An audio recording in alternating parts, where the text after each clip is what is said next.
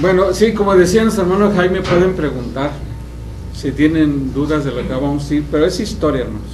Es historia lo que vamos a ir estudiando y analizando. ¿Sí? Bueno, hermanos, Dios les bendiga, les guarde. Doy gracias a mi Dios porque me dio la oportunidad de poder llegar. Yo creí que no iba a alcanzar a llegar a tiempo. El carro que es de mi hijo trae un reloj y va adelantado. Dije, ya voy a llegar tarde. No llegué apenas. Muy bien. Vamos a iniciar, hermanos, con la historia de la iglesia. Primero vamos a empezar con la promesa sobre el reino, sobre la iglesia, que dice la Biblia, para ir entendiendo. Vamos a ver por ahí, voy a pedir que me lean algunos textos. Daniel capítulo 2, versículo 44. Después de Daniel vamos a leer Lucas 1, 31, 33. Y el tercer texto es Mateo 16, 18, 19. Muy bien, ¿qué dice por ahí Daniel 2:44?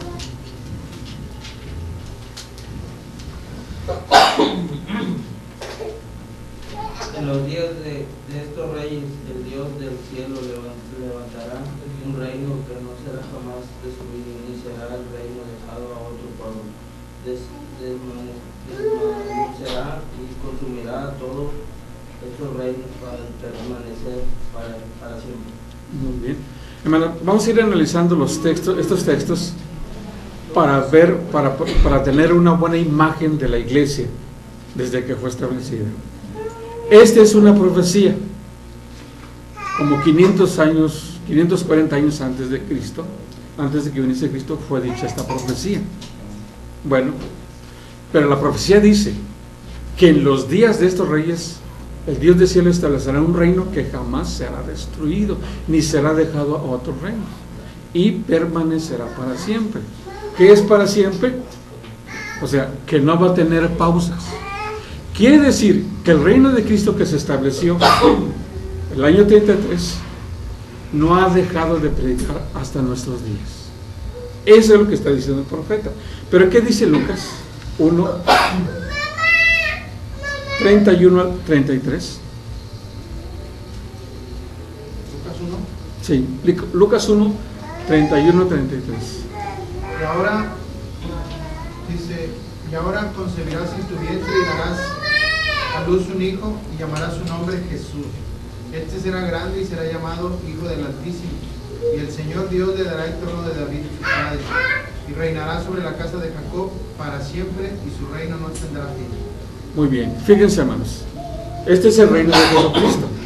Reinará en la casa de Jacob para siempre. ¿Sí? Dice, y su reino no tendrá fin. O pausas. ¿Sí? Ni pausas. Va a ser un reino que siempre va a estar sobre la tierra hasta que Cristo venga. Desde que fue establecido en la tierra hasta nuestros días, ese reino jamás ha dejado de existir. El siguiente pasaje, que es Mateo 18, ahí nos habla de Jesucristo, que dice que establecerá su iglesia, le dice a Pedro, y le dice, y las puertas del Hades no prevalecerán. Es decir, que ni la muerte va a detener a la iglesia. Es algo que se... Bueno, este texto no lo vamos a leer, pero es el 16, 18, 19. Simplemente estamos hablando del reino, hermanos, que es la iglesia, que dice la Biblia, la profecía, que dice que jamás tendrá fin, que será un reino eterno. Muy bien. Pero ¿qué de la iglesia? ¿Qué de la historia de la iglesia? Vamos a entender primero esto, al transcurso de todo este tiempo hasta nuestros días. Vamos a analizar, o más bien, a entender tres corrientes religiosas que toman como base el cristianismo, desde que Cristo estableció su iglesia. Una es la corriente del catolicismo, que toma como base el cristianismo. El otro es el Islam, y el otro es la iglesia pentecostés. Esas tres corrientes religiosas son las que toman como base el cristianismo, que aparecen a lo largo de la historia, desde que Jesucristo estableció su iglesia. ¿Sí? O sea, no aparecen las tres al mismo tiempo, sino que van apareciendo a lo largo de la historia. Vamos a ver, hermanos, el marco histórico que presenta desde la iglesia o la historia de la iglesia. En el año 33, hermanos, es lo que dice por ahí Daniel, en los días de estos reyes. ¿Cuáles reyes? Los reyes romanos. ¿Sí? Esta es la línea histórica. Del año 33 al año 325, ¿sí? En el año 325 es el fin del Imperio Romano, ¿sí? Y fue dominado por los germanos o alemanes, que ya se conocen como alemanes. ¿El año de 3 A 325. Del año 33, que fue hasta el año 325, todo este tiempo existía el poder del Imperio Romano. Hasta el 325, los germanos, los bárbaros, que sí les llamaban, dominaron o le quitaron el imperio a Roma. Ya no existió más ese poder que tenía Roma. Se les llama bárbaros, no porque nosotros conocemos como bárbaro. ¿A qué le llamaremos bárbaro nosotros hoy? Alguien que no tiene control, ¿no? Sí, ¿verdad? Algo así, salvaje. Bueno, en la antigüedad, en este caso los romanos, les llamaban bárbaros a los que no tenían su cultura. Eran bárbaros. No porque fueran salvajes, sino porque no tenían la cultura romana que tienen ellos. Por eso le llamaban los bárbaros, ¿verdad? Muy bien. Del año 325, después del año 325 acontecen 1000 años. A este periodo se le llama la Edad Media.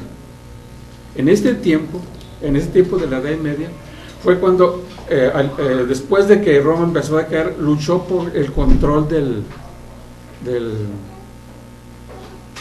gobierno, del poder, porque ya para este año ya había sido tomada la iglesia como religión del imperio. Entonces hay una lucha entre el gobierno romano y el religioso, pero gana el religioso, tiene poder sobre aquel entonces. Quiere decir que entonces la iglesia empezó a tomar fuerza y poder a lo largo de estos 1000 años, ¿sí? Bueno, esa es la línea histórica. Y luego llegamos, después de los 1000 años, más o menos en el siglo XIV al siglo XV, encontramos el movimiento de renacimiento, de la Ilustración. Antes de todo esto no se permitía pensar, ¿sí? En el tiempo de la Edad Media todo lo gobernaba la religión que existía, y esta tenía autoridad porque había relación Estado-Iglesia, ¿sí? O sea, que la iglesia dominaba el gobierno. ¿Saben quién ponía reyes? ¿Ustedes vieron la película Corazón Valiente? ¿Se acuerdan al final cuando lo están juzgando? ¿Quién lo está juzgando? Eran obispos. Sí, eran de la iglesia. Ellos tenían el poder, tanto en Inglaterra como en todos los países de Europa. ¿Sí? El catolicismo tenía este poder. Por eso no se les permitía pensar. O sea, a cualquiera que quería pensar o que tenía ciertas ideas, le llamaban brujo o hereje. Lo llevaban a la hoguera, a la horca, o con la Santa Inquisición. Pero aquí no se está hablando del cristianismo, está hablando de... No, estamos viendo simplemente la línea histórica vamos a ver dos ideas. Esta es la primera que estamos viendo. Esta es la primera. Ahorita vamos a entrar a la otra. Bueno, muy bien. Entonces, aquí, hermanos, cuando en el siglo XV más o menos ya empieza en estos tiempos que no se permitía pensar, inclusive ¿quién? Se me olvida mucho de quién, a ver si usted sabe, el que pintó la Mona Lisa. Da Vinci dice la historia que tenía notas, planos sobre el helicóptero, un helicóptero, o sobre un avión jet, pero los tenía él, nunca los sacó por temor a la religión, ¿sí?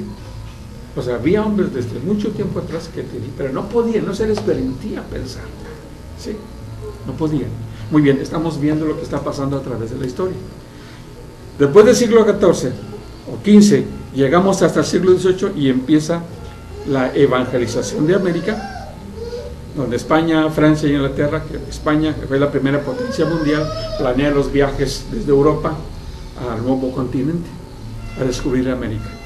Esto es la línea histórica. Entonces, encontramos, como decía, hay dos posturas respecto a esto, que algunos creen que la iglesia fue establecida el año 33 y llega al año 325, ¿sí?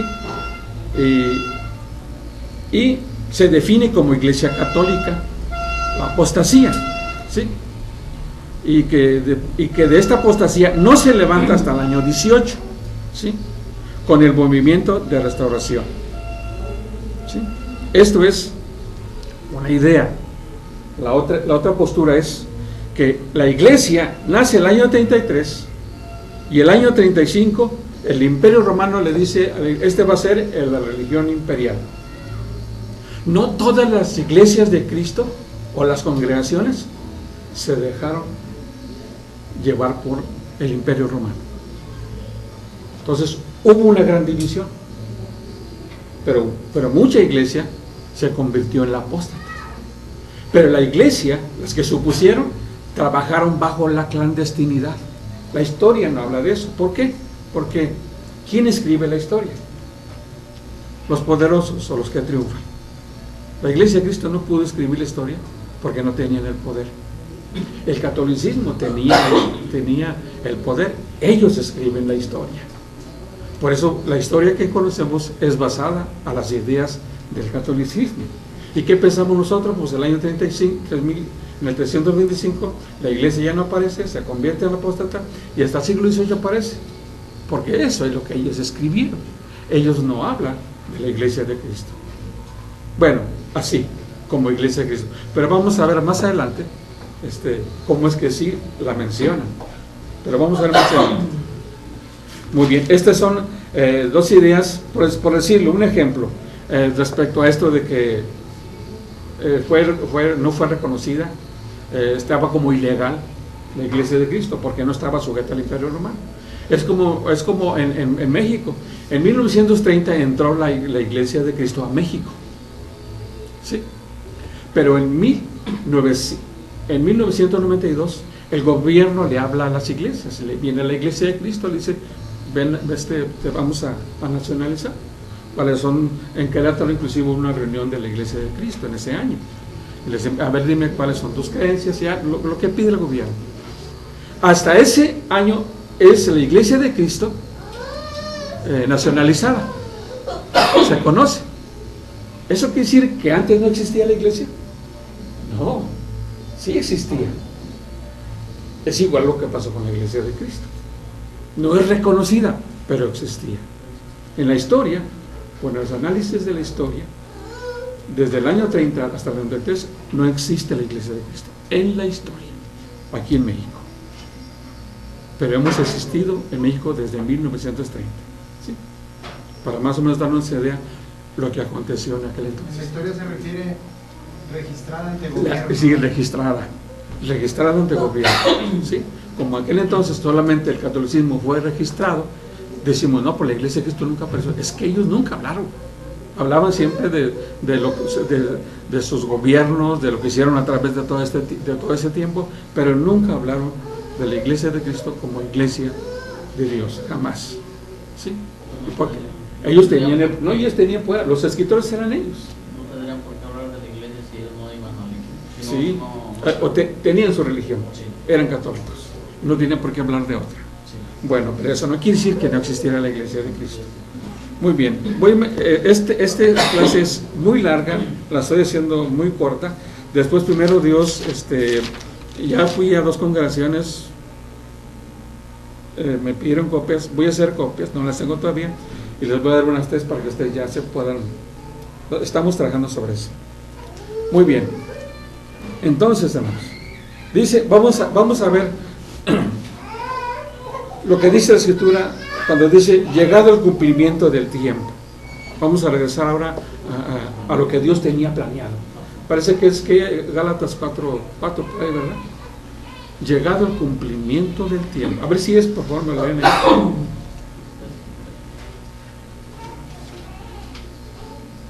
Me lo leen, por favor.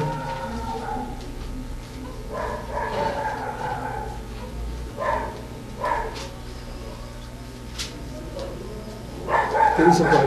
Gálatas 4, 4, sí es el 4. Sí. pero cuando vino el cumplimiento del tiempo, Dios envió a su Hijo, nacido de mujer y nacido bajo la ley. Muy bien. Cuando dice aquí el Señor, llegado el cumplimiento del tiempo, este es en el año 33, cuando es enviado Jesucristo a la tierra. Ese era el ambiente histórico. Era una sociedad con 3 influencias: la griega, la romana y la judía.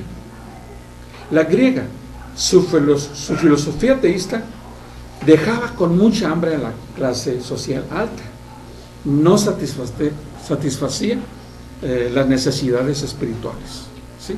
Pero esta influencia existía.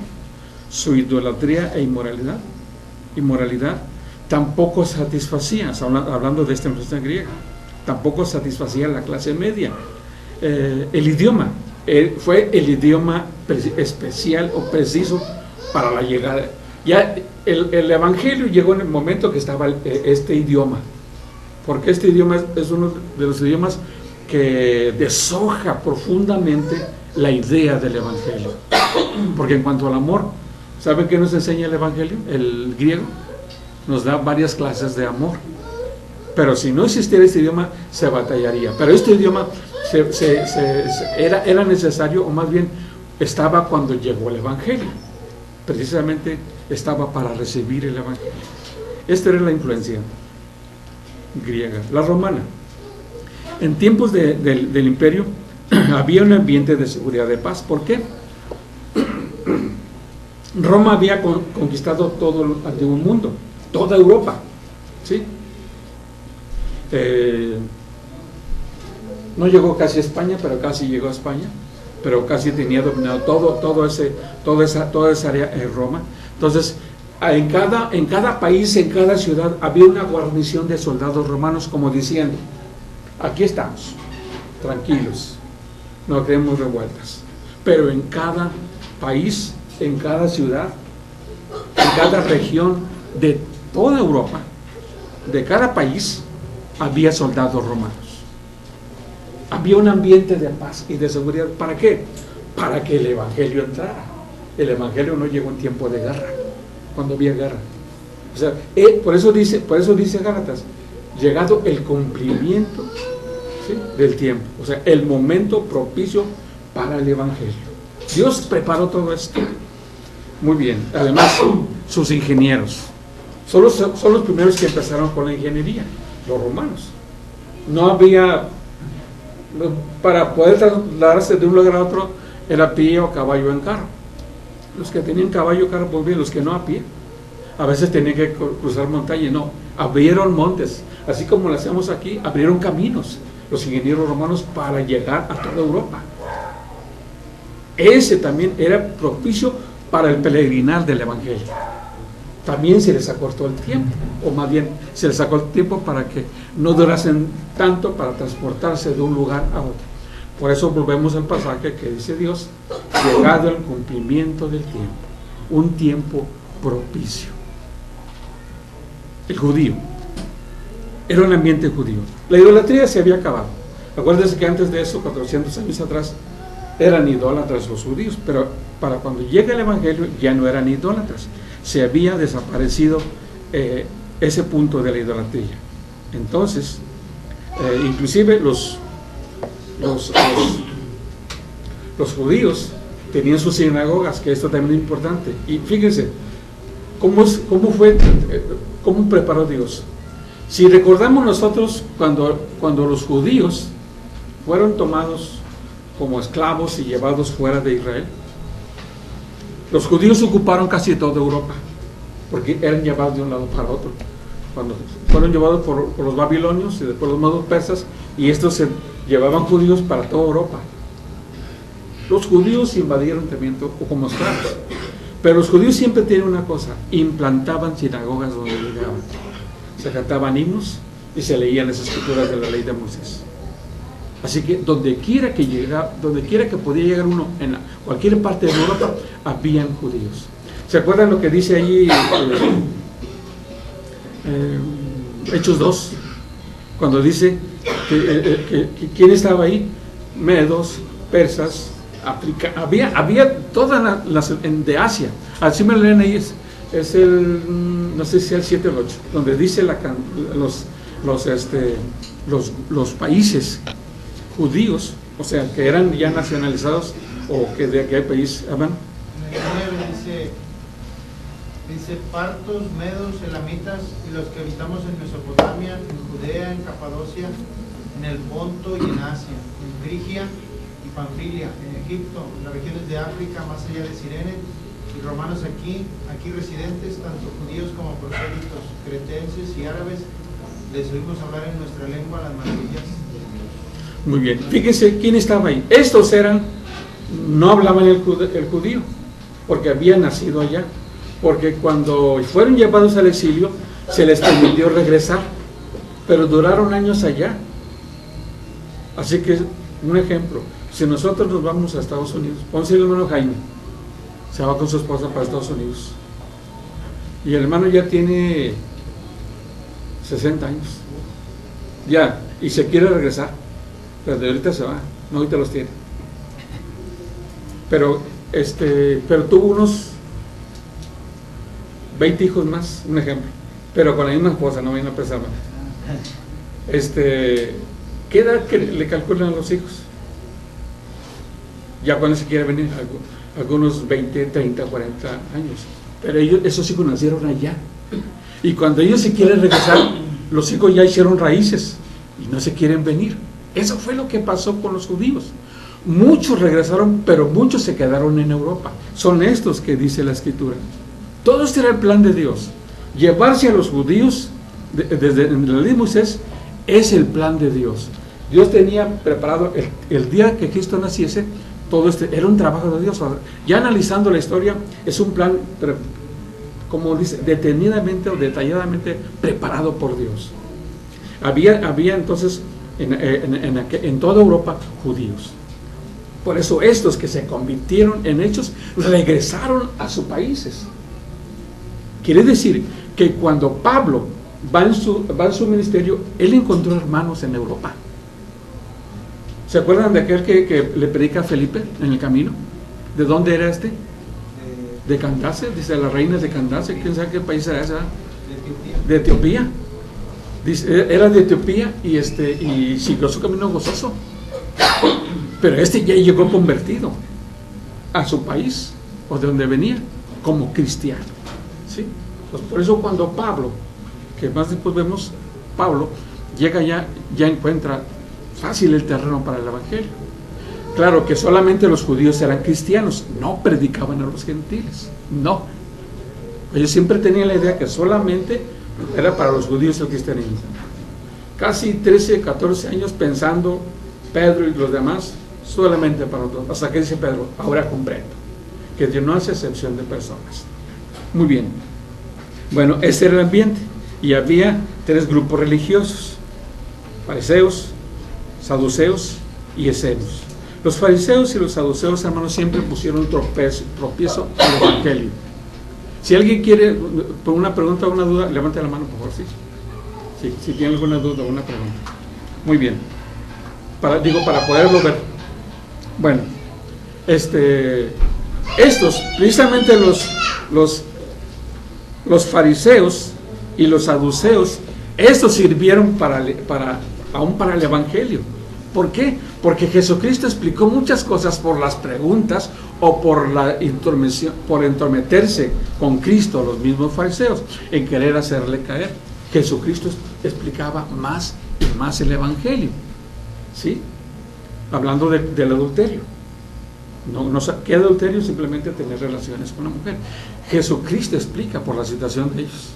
No solamente digo que con el simple hecho de que ya desees en tu corazón a otra mujer, eres adúltero. Todos estos tropiezos que ellos quisieron hacer, fariseos y saduceos, el Señor explicaba la escritura. O sea, era necesario inclusive estos grupos, ¿sí?, que aparecieron. Muy bien. Ahora, para irnos un poquito más rápido. Fariseos, saduceos y qué más. Y esenios. Estos tres grupos aparecieron cuando Jesucristo estaba, algunos tal vez 20 o 30 años atrás empezaron estos grupos. No eran tan antiguos estos grupos. Muy bien. Vamos a ver, hermanos, los primeros 100 años de la iglesia, ¿sí? Los primeros 70 años que encontramos, aquí encontramos 3 etapas, ¿sí? La primera, del año 33 al año 48, aproximadamente como 15 años, que es el tiempo del periodo local de Jerusalén. Solamente en Jerusalén estaba la iglesia y predicaba en Jerusalén, y ahí iba creciendo en Jerusalén. Hasta que viene la persecución, y aún dice ahí en el capítulo 8, versículo 4, que la iglesia fue perseguida, y estos iban predicando, hablando de esta iglesia, la que estaba en Jerusalén. Me buscan, mientras yo sigo leyendo, ustedes me buscan 8:4 de Hechos. Los cristianos, hermanos, fueron perseguidos, ¿sí? Y fueron esparcidos por todo aquel lugar, ¿sí? Entonces, encontramos que es Hechos 8:4. Encontramos que los judíos, o que los cristianos de Jerusalén, la iglesia de Jerusalén, fue esparcida. ¿Qué dice por ahí 8:4 de Hechos? Pero los que fueron esparcidos iban por todas partes anunciando el evangelio. Muy bien. Estos eran los del tiempo local, los de Jerusalén solamente. Pablo todavía no empezaba su trabajo, para el cual Cristo lo ocupó, sino que era solamente el tiempo local. Es la primera etapa, el tiempo local. Pero estos fueron esparcidos, y donde iban y predicaban el evangelio. Sí, eso es lo que dice Hechos. Muy bien. Pero encontramos también la segunda etapa, del año 48 al año 61. Esta se llama, la primera parte de esta etapa es la expansión misionera. Es cuando el apóstol Pablo, ahora sí es llamado, o sea, es cuando los hermanos de Jerusalén saben que hay una iglesia en Antioquía, y los apóstoles mandan a Bernabé, ve para allá. Hubo grande júbilo y gozo por la iglesia de Jerusalén, porque había en Antioquía una congregación, ¿sí? Hermano, ¿en qué año fue la primera persecución cuando persiguen a Jerusalén? ¿Qué año? Más o menos es del año del 3 al 48 es la primera etapa. Más o menos como del 47 al 48 empieza la primera persecución, ¿sí?, de los judíos. En este caso, por los mismos judíos. Esta es la persecución. Roma todavía no empezaba. Ahí es donde Pablo los perseguía. Sí, es cuando Pablo los perseguía. Muy bien. Unos años antes de que fuese llamado Pablo, hablan de esta persecución, porque muchos huían. Los de Jerusalén se esparcieron, ¿sí? Y ahorita vamos a ver para dónde se fueron los de Jerusalén. Muy bien. Entonces, encontramos la segunda etapa, que es del 48 al 61. Primero la expansión misionera, el trabajo de Pablo, todo lo que hizo Pablo, ¿sí? Se reparte en la primera etapa lo que hizo Pablo en toda Europa. Ya tenía el camino preparado para que evangelizara. Había cristianos judíos. La Biblia no dice eso, y la historia tampoco lo dice, pero la tradición del cristianismo, porque hay notas y eso. Hay notas y cartas de los cristianos del segundo siglo que hablan de estas cosas y que se relacionan con la historia y encajan bien, y más con el evangelio que dice que nos enseña el Señor Jesucristo. Entonces Pablo tenía todo preparado y va a Jerusalén. Esa era la primera parte de la segunda etapa. La segunda, vamos a verla, pongan atención en esto: la obra misionera apostólica. Pablo predica en Asia Menor, partes de Palestina, Chipre, Creta, Macedonia, Lidia, penínsulas, Balcanes, Siria, Italia. Muere en Roma. Pedro, según la tradición, en Samaria, Judea, Corinto. Muere en Roma. Juan, en Judea, Samaria y Éfeso. Muere en Éfeso. Andrés, en Esiquia. Muere en Patmos, Grecia. Tomás, en la India. Muere en Coromandel, la India. Mateo, en Persia, muere en Etiopía.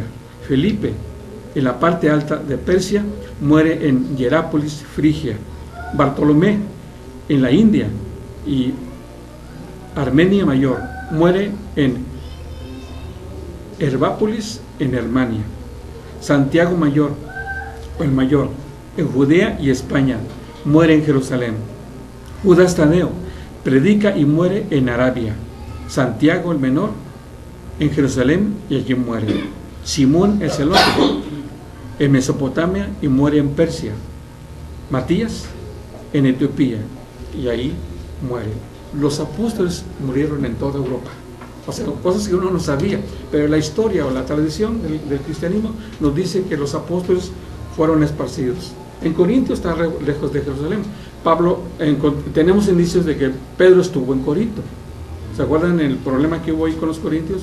Que dice Pablo, uno dice que soy de Apolos, otros que soy de Cefas. ¿Saben quién era Cefas? Pedro predicó en Corinto un tiempo, ¿sí? O sea, hermanos, esto quiere decir que cuando fue perseguida la iglesia en Jerusalén, se esparcieron. Primero llegaron a Pela. Esta es la tercera etapa, del 68 al 100. Después de que fueron esparcidos, llegaron de Jerusalén, llegaron a Pela, una ciudad pequeña. En la iglesia de Jerusalén ahí se juntó, pero seguían siendo perseguidos. Después llegaron a otra ciudad llamada Petra. No sé si ustedes han visto, inclusive en algunas películas, de este lugar. Hay una película de Indiana Jones, la cuarta. Llegan a unas montañas donde está escarbado como un palacio, y adentro es una ciudad. No sé si han visto esa. Esa es Petra, ¿sí? Ahí se refugiaron los hermanos de Jerusalén, pero como eran perseguidos, salieron. Y los hermanos de Jerusalén que fueron perseguidos fueron caminando de Pela, llegaron a Petra, y de Petra se esparcieron hacia el occidente de Europa, los de Jerusalén. Así que cuando Pedro predicó, Pablo predicó no solamente los hermanos que fueron convertidos en el Pentecostés, sino también los mismos hermanos que estaban en Jerusalén fueron esparcidos y se fueron. Ya no hubo oportunidad. ¿Por qué? Porque en esta tercera etapa, que es del 66 hasta el 100 o antes del 100, ahí empieza la profecía sobre la destrucción de Jerusalén. Por eso el cristianismo en este tiempo se va fuera de Jerusalén, fuera de Israel, ¿sí? Llega el general Tito, domina todo el imperio, le quita todo el poder al judío, que inclusive ahí estaba la profecía, que se les será quitado el cetro a quien a los judíos, el poder, la autoridad, inclusive para matar, todo se le quitó, ya estaba profetizado. Esto es en la tercera etapa. Esto es lo que encontramos en la etapa de la tercera etapa de la historia de la iglesia. Pero vamos ahora a ver, hermanos, lo doy un poquito rápido porque me falta todavía mucho, pero yo quisiera verlo todo.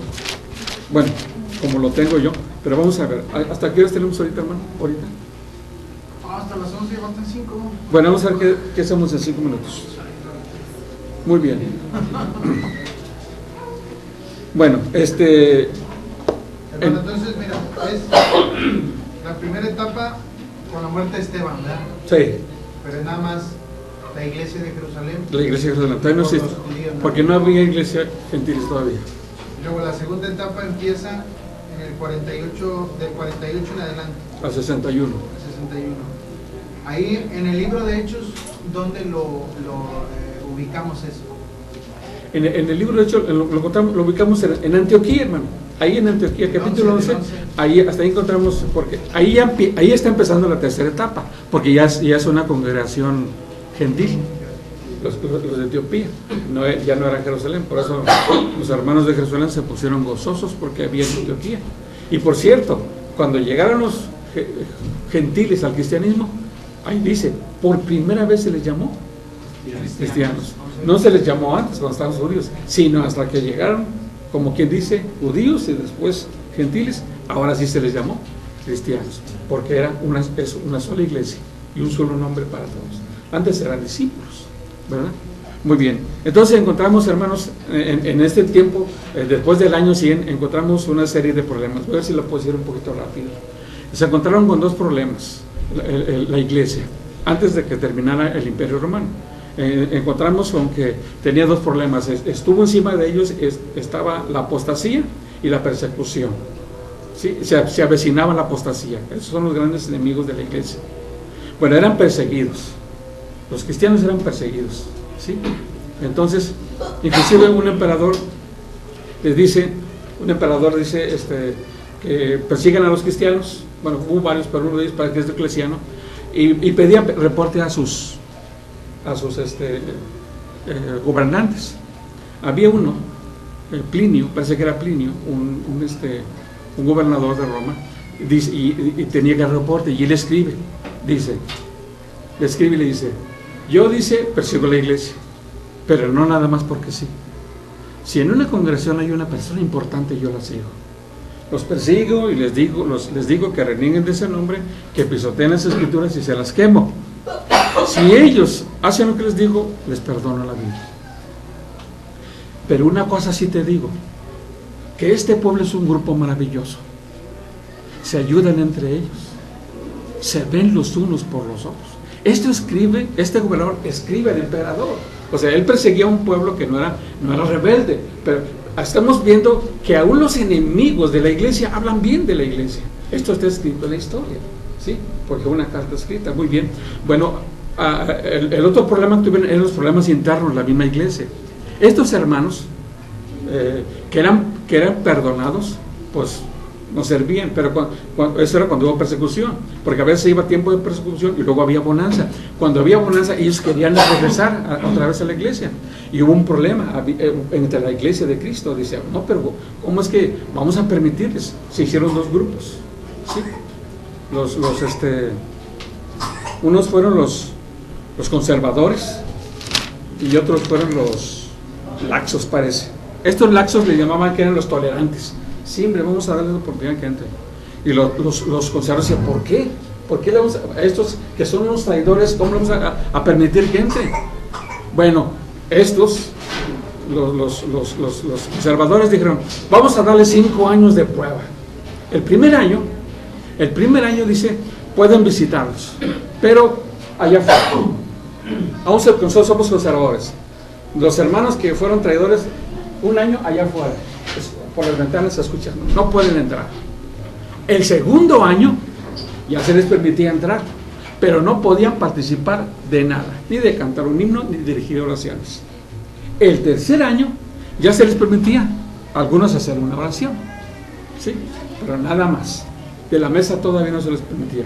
El cuarto año se les daba ya más, ahora sí podían dirigir algunos himnos y cantos, pero hasta ahí. La mesa del Señor no se les permitía. Hasta el 5.º año, ahora sí, ya pueden participar de la mesa. Y decían: ahora sí son bienvenidos. Esto fue lo que hizo la iglesia de Cristo. No estamos hablando del apóstata, de la iglesia de Cristo. Siempre ha habido estos problemas. A veces como iglesia cometemos ciertos errores. Decidimos nosotros lo que pensamos como iglesia. Estos hermanos del primer siglo, algunas iglesias, no todas, cometieron ese error. Los que eran perseguidos. ¿Dónde lo encontramos? No, eso es historia. Ahorita lo voy a encontrar nada más en lo que tengo escrito yo. Eso está también en Josefo, ¿no? La Sí, historia de Josefo. Josefo dice algunas cosas, pero sí se pueden conseguir, pero se batalla mucho. Porque hay unos libros que yo quiero conseguir, que el hermano que tiene ahí tengo unos libros que son muy interesantes, yo los quiero conseguir. A nosotros nos acaban de dar el libro de la historia del cristianismo, no sé que no viene ahí nada. No, hermano, esto que tú, mira, yo recibí la historia que hicimos en la iglesia cuando estaba en Med.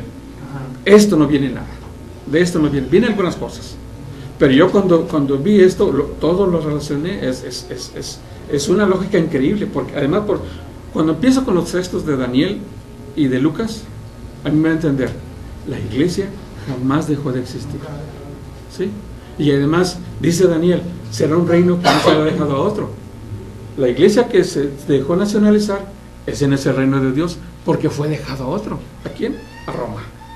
¿verdad? O sea, todo concuerda. El Señor no te tiene que especificar en la iglesia: estos hicieron esto. No, tú vas entendiendo por la profecía y por las palabras del Evangelio. Muy bien. Vamos a terminar aquí, hermanos, porque ya nos ganó el tiempo. Si tienen preguntas, ahorita las pueden hacer. ¿Hoy van a hacer preguntas?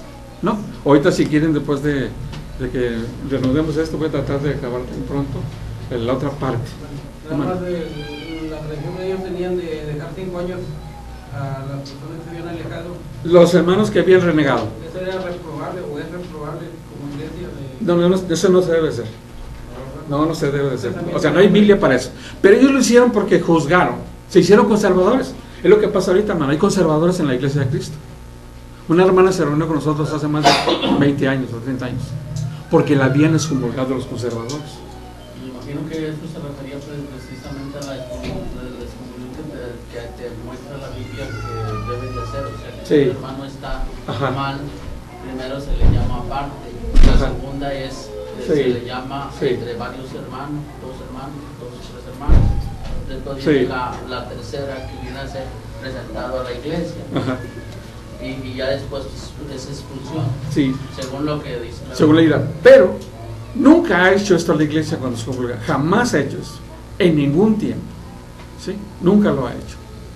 Los conservadores, a esa hermana la excomulgaron y tenía un hijo muy enfermo.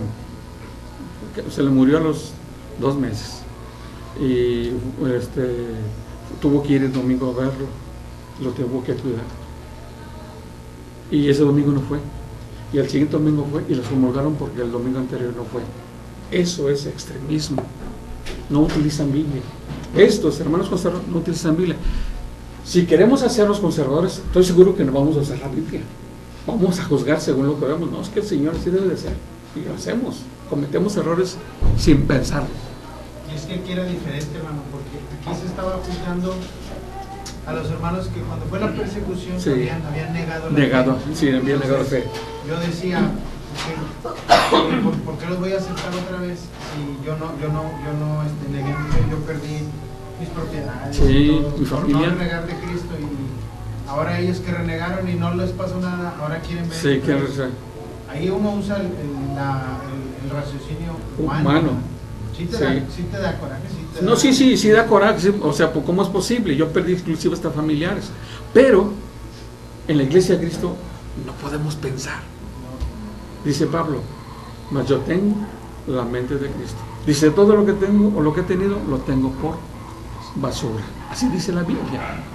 Y es que ahí, hermano, a nosotros se nos va a juzgar. A los que renegaron y regresaron, a ellos también se les va a juzgar. O sea, A todos se va a juzgar. no vamos a juzgar. Y siempre hay oportunidad. Y nosotros no podemos quitársela. Si en esa oportunidad que se les volvió a dar, volvieron a enderezar su camino, qué bueno. Y a lo mejor en la siguiente, y ahora sí pelearon. Porque si estos siguieron, pues después de Roma, ya no los persiguió Roma porque perdió su poder. Pero los persiguió el catolicismo a la iglesia. Ahorita vamos a ver, esto va a ser un poquito más rápido, lo que vamos a ver ahorita. Muy bien, ¿no?